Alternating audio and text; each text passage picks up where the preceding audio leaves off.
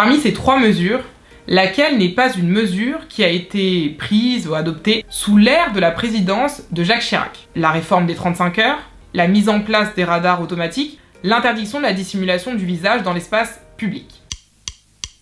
1, 2, 3, 4.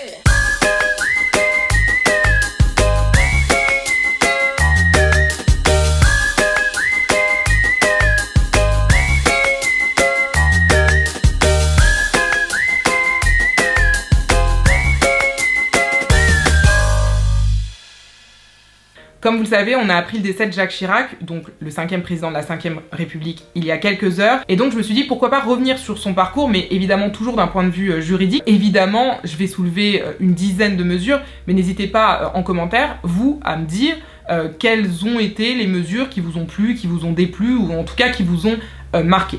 Donc c'est parti. D'abord, Jacques Chirac, c'est un président de la cohabitation. La cohabitation, ça désigne une situation dans laquelle le président de la République n'est pas de la même couleur politique que l'Assemblée nationale et va se retrouver avec un Premier ministre qui, a priori, n'est pas non plus de sa couleur politique. Donc finalement, ça renverrait à une situation dans laquelle, je sais pas, vous auriez Marine Le Pen, président de la République, avec en Premier ministre Jean-Luc Mélenchon ou Emmanuel Macron. Jacques Chirac a lui aussi connu une période de cohabitation puisqu'il s'est retrouvé à devoir cohabiter avec un Premier ministre socialiste qui était, à l'époque, Lionel Jospin. Et évidemment, cette période de cohabitation a eu des incidences sur les réformes qui ont été entreprises pendant cette période. Jacques Chirac, c'est aussi le président des 35 heures, puisque la réforme des 35 heures, qui a été portée par Martine Aubry, donc socialiste, a été adoptée à l'époque de la présidence de Jacques Chirac. Jacques Chirac est aussi le dernier président à avoir fait un septennat. Puisque vous le savez peut-être, au début de la 5e République, il était prévu que le président de la République soit élu pour une durée de 7 ans. Mais en 2000, Jacques Chirac, par la voie du référendum, a interrogé les citoyens français en leur demandant s'ils souhaitaient que désormais le président de la République soit élu pour 5 ans. Et les électeurs ayant voté massivement pour le oui à cette époque, la mesure a été mise en œuvre pour la première fois en 2002. Et c'est d'ailleurs Jacques Chirac qui a été élu le premier pour une durée de 5 ans, puisque à la fin de son mandat de 7 ans, donc en 2002, il s'est retrouvé face à Jean-Marie Le Pen au second tour de l'élection présidentielle et a été réélu pour une durée de 5 ans. Il a donc été président de la République pendant 12 ans.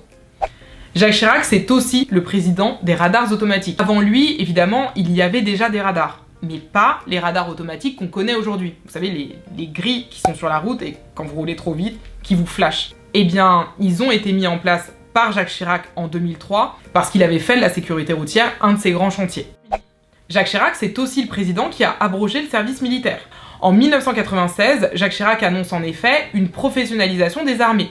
Il considère qu'à cette époque, il n'y a plus de menaces et de dangers qui justifient un service militaire obligatoire. Et c'est pour ça que l'appel national sous les drapeaux est suspendu depuis 1997 et a été remplacé ensuite par la journée d'appel de préparation à la défense, que vous avez peut-être déjà fait ou que vous ferez un jour. Grand moment, cette journée de JAPD. Et toujours en matière militaire, Jacques Chirac, c'est aussi le président qui a refusé d'engager la France en Irak en 2003. Après les attentats de 2001, les États-Unis étaient absolument déterminés à aller faire la guerre en Irak parce qu'ils considéraient que Saddam Hussein, donc le président de l'époque, avait soutenu Al-Qaïda et détenait des armes de destruction massive. Jacques Chirac s'y était fermement opposé, considérant qu'une guerre en Irak conduirait à une déstabilisation totale de la région et du monde entier également.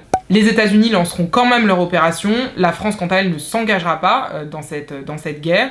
Et quant à la stabilité du monde, Jacques Chirac, c'est aussi le président de la Charte de l'environnement. La Charte de l'environnement, c'est un texte absolument incontournable, qui fait d'ailleurs partie du bloc de constitutionnalité, et qui consacre un certain nombre de droits et de principes en matière environnementale. Par exemple, le droit de vivre dans un environnement sain, le principe de précaution, l'obligation de réparer tout dommage causé à l'environnement. Donc vraiment, la Charte de l'environnement, c'est un texte fondateur dans la protection de l'environnement en droit interne.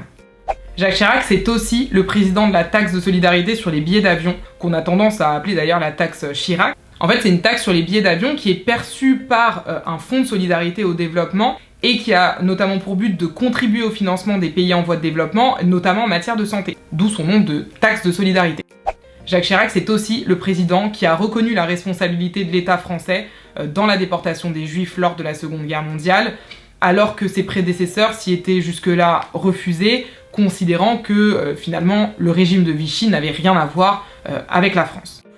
Jacques Chirac, c'est le premier président de la République à avoir comparu devant des juges, puisque en 2011, il a été condamné à 2 ans de prison avec sursis dans l'affaire des emplois fictifs de la mairie de Paris. C'est quand même important parce que c'était la première fois qu'un président de la République, qui n'était donc plus en fonction, comparaissait devant la justice. Voilà, cette vidéo est terminée. N'hésitez pas à me laisser un commentaire pour me dire quelle mesure vous a particulièrement plu ou déplu ou en tout cas marqué sous l'ère Chirac. Et on se retrouve très bientôt pour une nouvelle vidéo.